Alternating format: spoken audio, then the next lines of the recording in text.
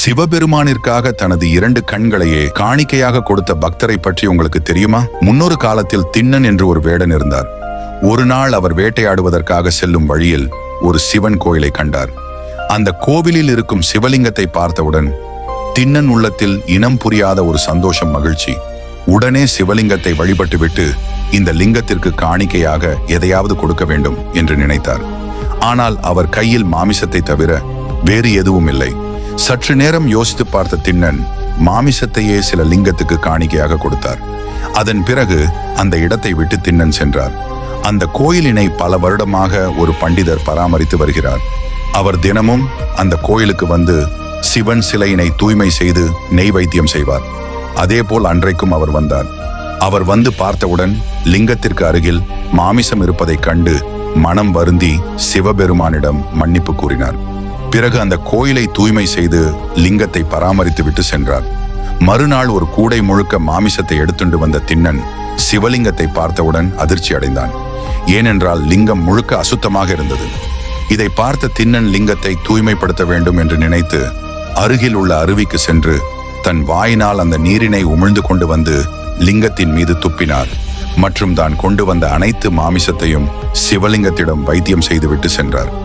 இதை அறியாத பண்டிதர் அன்றைக்கும் கோவிலுக்கு வந்து மீண்டும் சிவலிங்கத்தின் அருகில் மாமிசம் மற்றும் எச்சில் இருப்பதை பார்த்தவுடன் மனம் உருகி வேதனையின் உச்சிக்கு சென்று விட்டார்.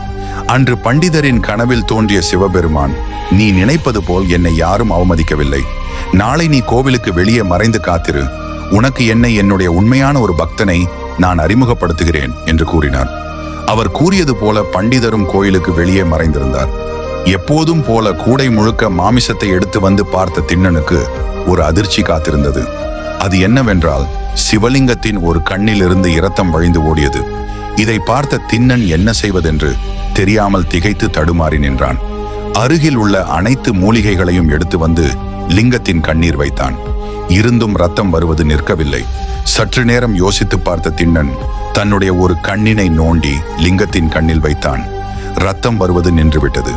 இதை பார்த்த திண்ணன் மிகவும் மகிழ்ச்சி அடைந்தார். அடுத்த கணமே சிவலிங்கத்தின் மற்றொரு கண்ணிலிருந்தும் ரத்தம் வரத் தொடங்கியது. இப்போதுதான் திண்ணனுக்கு என்ன செய்வது என்று தெரியுமே. உடனே தன்னுடைய மற்றொரு கண்ணை பறிக்க சென்றார். ஆனால் தன் கண்ணை பறித்தால் லிங்கம் எங்கிருக்கிறது என்று தெரியாதே. ஆகையால் தன்னுடைய வலது காலினை சிவலிங்கத்தின் கண்ணில் வைத்துக்கொண்டு தன்னுடைய கண்ணை பறித்து லிங்கத்தில் வைக்க சென்றார். உடனே நில் என்று ஒரு குரல். அது யார் என்று பார்த்தால் நாம் அனைவரும் வணங்கிடும் ஆதி பரமேஸ்வரர் தான். தின்னா, உன்னுடைய பக்திக்கு அளவே இல்லடா. எனக்காக உன்னையே இழக்க பார்த்தாயே. இன்று முதல் நீ கண்ணப்பா என்று அழைக்கப்படுவாயாக என்று கூறினார். மற்றும் கண் திண்ணனை குணப்படுத்தினார். இதை பார்த்து பண்டிதரும் என்னையே மிஞ்சிட ஒரு பக்தர் இருக்கிறார் என்று மகிழ்ச்சி அடைந்தார். இத்துடன் இந்த கதை முடிந்தது.